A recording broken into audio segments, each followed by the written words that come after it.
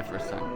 One thing that's different, I guess, Chengdu was extremely clean. There was vines like growing on the highway and everything, and there was no smell in the air, no pollution or anything like that. Yes.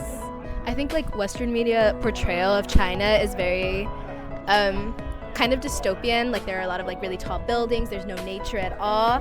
When we went to Chengdu, I was staring at the window and I was like, this is so beautiful. Like there's a lot of ways that I think like city planning has incorporated nature, and I think that has to go with like their climate change initiatives, which I really appreciate because I wish that we could incorporate more things like that in the American infrastructure, but I've really enjoyed seeing that. They're a lot more welcoming than I was expecting. Like they'll come up to you and like ask you, oh, like, are you from America? Blah blah blah. How long have you been staying? Like, if you speak Chinese to them, they'll be like, oh my god, like you're so good. Like, shit like that. Yes.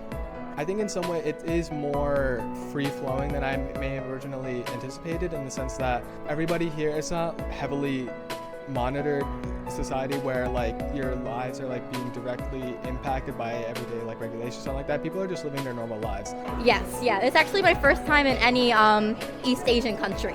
I knew the Chinese cities were going to be much larger than American cities, but I think nothing really prepared me for kind of like the size and scale. I'm from outside Philadelphia, which is one of like the larger cities in the United States, but Beijing, Xi'an, Chengdu are all so much larger than even like New York City, our largest city.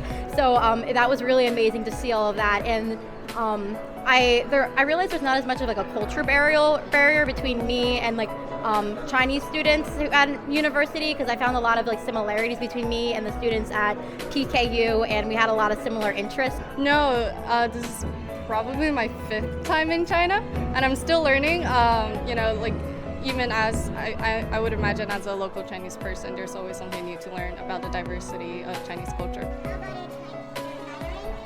我的中文应该还可以吧。为什么要研究英语？对，就我上次来的时候，就去年来的时候，就去年我还在学习怎么用那个扫二维码支付嘛，然后我今年回来就看到已经有人在用那个手掌，就一放在那里就可以支付了，就每一年每次回来都会有点小小震惊吧。I think that the first thing I'd probably like to say to them is that everything is a lot further away than it seems, but also I think that I think China in general is a really great place to see a really cool intersection of technological advancement and also traditional culture.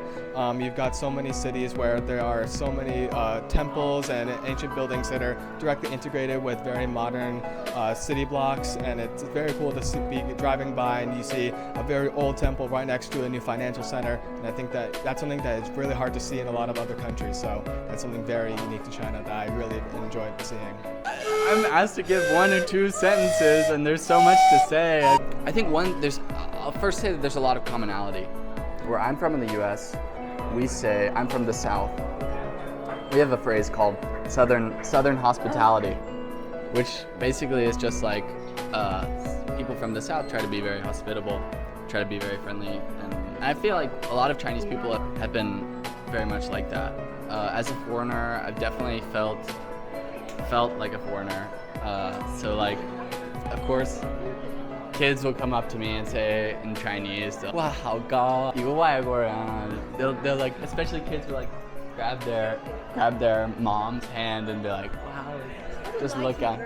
Right. No, it's not a negative thing, but it's very clear that there's a difference. Well, I'll definitely tell them about like some of the amazing people I met here. The PKU students are brilliant and so nice and very patient with the Americans, I would say.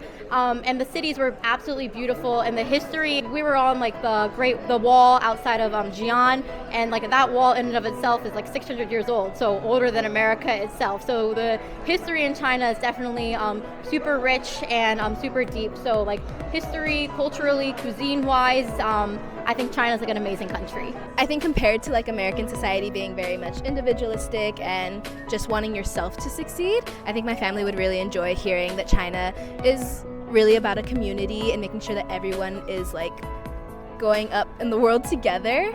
And I think that it's a lot more foreigner friendly than people think. Like when I was telling people I was coming to Beijing, they were like, "Oh, like, are you gonna be okay there? Like, I don't know if they're gonna have English," and like they don't have it everywhere, but it's really easy.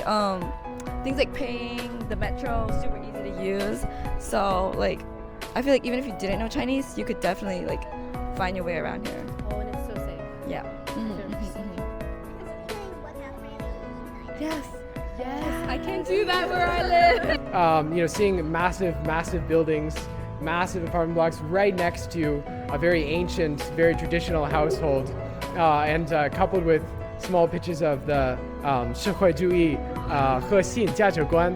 I think it really describes well the kind of city that Beijing is, which is a city of, in a way, kind of contrasts of both incredible modernity and also traditional values and traditional concepts in architecture.